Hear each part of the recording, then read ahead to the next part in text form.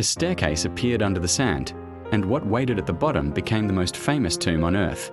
But here's the question nobody asks: why did this tomb survive, when most royal tombs were robbed long ago? And then came the second mystery, the curse. Because less than a year after the discovery, the expedition's patron, Lord Carnarvon, died, and the headlines exploded. So today, we are opening two doors. 1.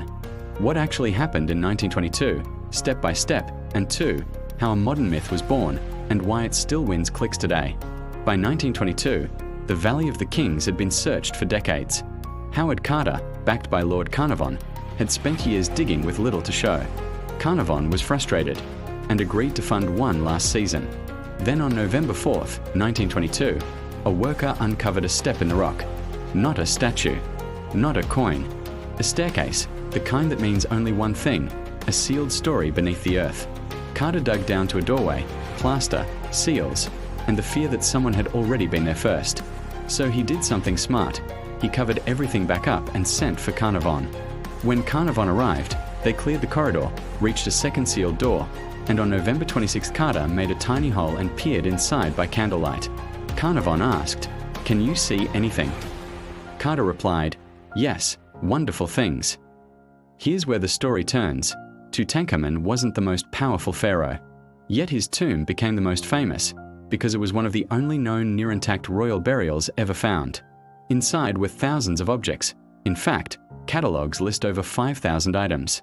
Beds, chairs, games, ritual objects, evidence of daily life, not just royal propaganda. So why did it survive?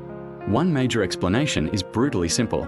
The entrance was hidden by debris for centuries, like the desert itself placed a lock on the door. That's the twist people miss. It wasn't a perfect security system. It might have been accidental concealment, a lucky mistake of history that saved a treasure from professional thieves. Now the second door, the curse.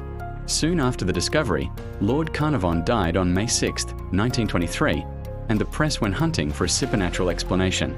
But here's the real engine: media competition. Reporters wanted drama. Ancient treasure was big, but ancient treasure that kills was unstoppable. The curse story kept mutating. Different warnings, different signs, different versions, because myths don't need consistency. They need attention. And that is the lesson you can steal for your channel today. History doesn't spread when it is correct. It spreads when it's irresistible. So we tell it truthfully, but we package it like a mystery. A sealed door, a lucky hidden entrance, a room of wonderful things. And a curse that wasn't ancient at all. It was modern storytelling, built for headlines. Don't forget to subscribe to the channel for more thrilling stories.